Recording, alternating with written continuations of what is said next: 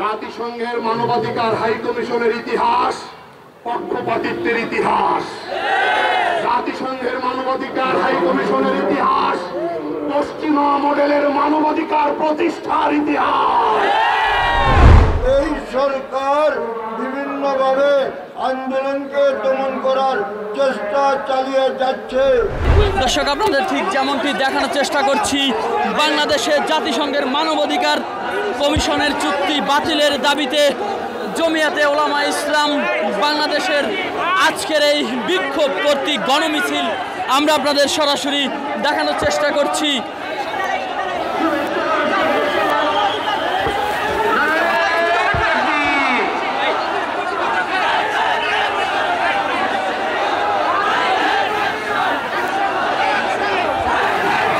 বাংলাদেশে জাতিসংঘের মানবাধিকার হাই কমিশন বাতিলের দাবিতে বিক্ষোভ গণমিছিল করছে জমিয়াতে ওলামা ইসলাম বাংলাদেশ।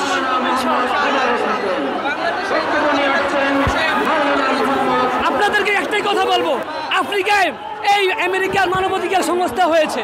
আপনারা কি জানেন ওই পুরো আফ্রিকাকে দুই বিভক্ত করেছে, এক খ্রিস্টানদেরকে আর এক মুসলমানদেরকে। এইভাবে আমার বাংলাদেশকেও বিভক্ত করার জন্য জাতিসংঘের একটা পাইচারা করতেছে। জাতিসংঘের মানবাধিকার হাই কমিশনের কার্যালয় চুক্তি বাতিলের দাবিতে বিক্ষোভ গণমিছিল করছে জমিয়াতে ওলামা ইসলাম বাংলাদেশ কর্তৃক আজকের এই বিক্ষোভ গণমিছিল আমরা আপনাদের সরাসরি দেখানোর চেষ্টা করছি।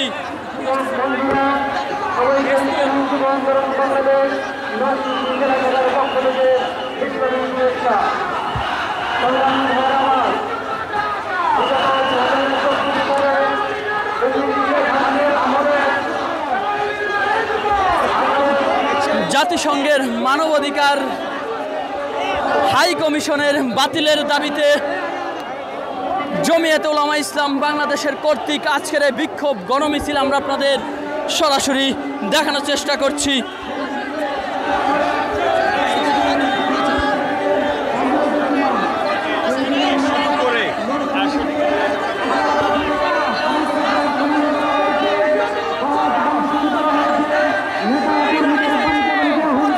প্রতিষ্ঠা করার জন্য এবং শহীদুল ইসলামী যুব আন্দোলন নরসিংদী জেলা শাখার নেতা কর্মীরা বাইতুল মুকাররমের ইফতারখানে আমরা এসে উপস্থিত হয়েছিলাম। আজকে আমরা বলতে চাই, আমার যেই নব্য জানাজ, আমার যেই নব্য দখলবাজ, নব্য সেই আচার, নব্য সেই সাম্রাজ্যবাদী শক্তিরা পশ্চিমা জনগণ আবার সেই পাইকারা দিয়ে উঠেছে যে আবার আমাদের যুব আন্দোলনের বাংলাদেশে জাতিসংঘের মানবাধিকার হাই কমিশনের চুক্তি বাতিলের দাবিতে জমিয়াতে ওলামা ইসলাম বাংলাদেশের কর্তৃক আজকের এই বিক্ষোভ গণমিছিল আমরা আপনাদের সরাসরি দেখানোর চেষ্টা করছি যে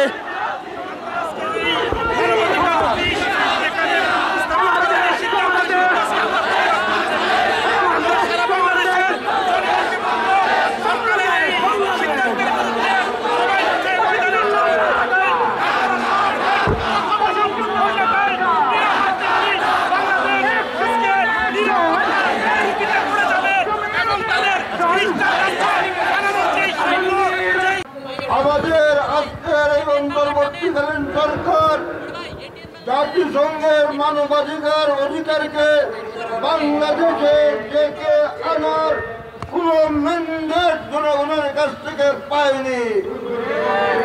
আপনারা এসেছে নির্বাচন দিয়ে চলে যাবেন, নতুন কঠিন কোন বিষয় জনগণের গাড়ে চাপিয়ে দেওয়ার অধিকার আপনারা রাখেন না।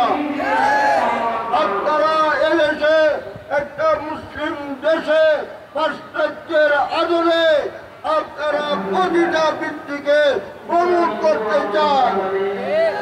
আপনারা এদেশের সমকামিতাকে আইনি রূপ দিতে চান।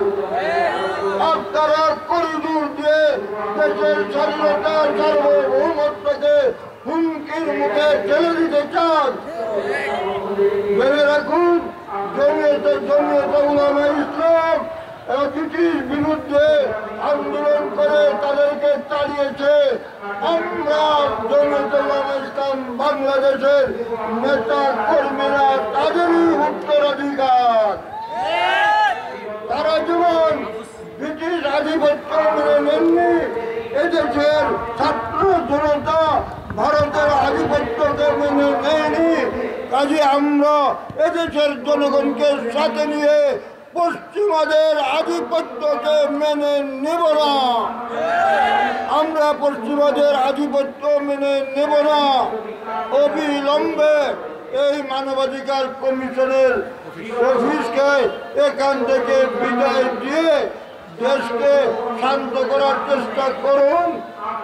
আর আওয়ামী কায়দায় এই সরকার বিভিন্নভাবে আন্দোলনকে দমন করার চেষ্টা চালিয়ে যাচ্ছে।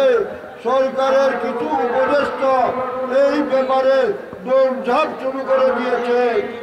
আমরা পরিষ্কার করে দিতে চাই, আওয়ামী কায়দায় এই আন্দোলন দমন করা যাবে না। দরকার হলে আপনাদেরকে এদেশ থেকে চলে যেতে হবে, থাকতে দেওয়া হবে না। ধন্যবাদ। জুলাইয়ে কনফারেন্সের মাধ্যমে আন্দোলনকারী ছাত্র জনতার প্রতি একাত্মতা সংহতি প্রকাশ করেছে। রক্তসেনা জুলাইয়ের শেষে আরেকটি সংবাদ সম্মেলন করে মাঠে কর্মসূচি দিয়ে আন্দোলনকারী জনতার সাথে ময়দানে নেমে এসেছে।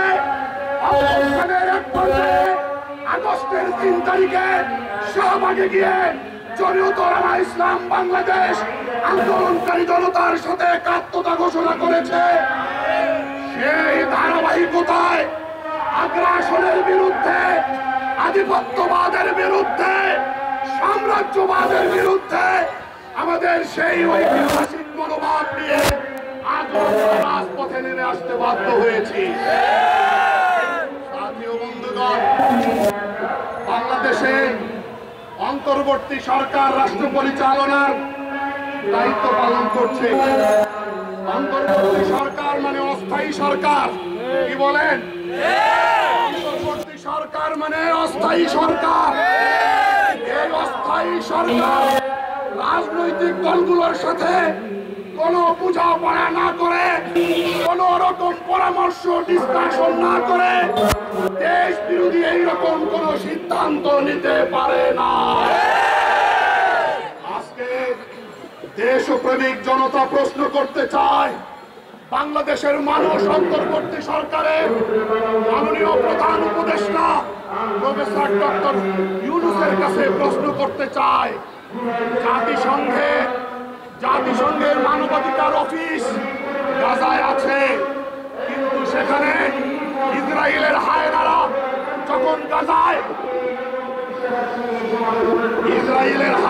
যখন গাজায় নির্বিচারে মানুষ হত্যা করে, সেখানকার হসপিটাল মসজিদ যখন গুড়িয়ে দেয়, তখন আপনারা নামটা আসতে উদ্বেগ প্রকাশ করে বিবৃতি দিয়া তারপরে মুখে কুলু বেঁধে বসে থাকেন, কোন প্রতিবাদ করেন না। সেখানকার বর্বরতা বন্ধ করতে পারেন নাই, সেখানে গণহত্যা বন্ধ করতে পারেন নাই। জাতিসংঘের মানবাধিকার হাই কমিশনের ইতিহাস পক্ষপাতিত্বের ইতিহাস। জাতিসংঘের মানবাধিকার হাই কমিশনের ইতিহাস পশ্চিমা মডেলের মানবাধিকার প্রতিষ্ঠার ইতিহাস। কলম্বিয়াতে তাদের মানবাধিকার কার্যালয় রয়েছে, কিন্তু সেখানে পক্ষপাতিত্বের অভিযোগ রয়েছে। 140 কোটি জনসংখ্যার দেশ ভারতে সংখ্যালঘু মুসলিম সম্প্রদায়ের উপরে যুগের পর যুগ ধরে অত্যাচার চলছে, কাশ্মীরে অত্যাচার চলছে, সেখানে মানবাধিকার কমিশনের কার্যালয় খোলেন নাই। চীনের উইঘুরে অত্যাচার হয়, কার্যালয় নাই। রাশিয়া ইউক্রেনকে তছনছ করে দেয়, আপনাদের কোনো কার্যকর ভূমিকা নাই। বাংলাদেশে এই কার্যালয় প্রতিষ্ঠার এত দরদ উতলে পড়লো কেন? এটা দরদ নয়, এটা আন্তরিকতা নয়, এটা আমাদের স্বাধীনতা সার্বভৌমত্বের উপরে আঘাত। জাতিসংঘের মানবাধিকার কমিশনের মূল দর্শন হলো তারা সমকামিতাকে মানবাধিকার বলে প্রমোট করে, তারা ট্রান্সজেন্ডারকে মানবাধিকার বলে প্রমোট করে, তারা ধর্মীয় অনুভূতিতে বাক স্বাধীনতার নামে আঘাত করাকে তারা প্রমোট করে। আমরা এগুলোকে মানবাধিকার বলি না।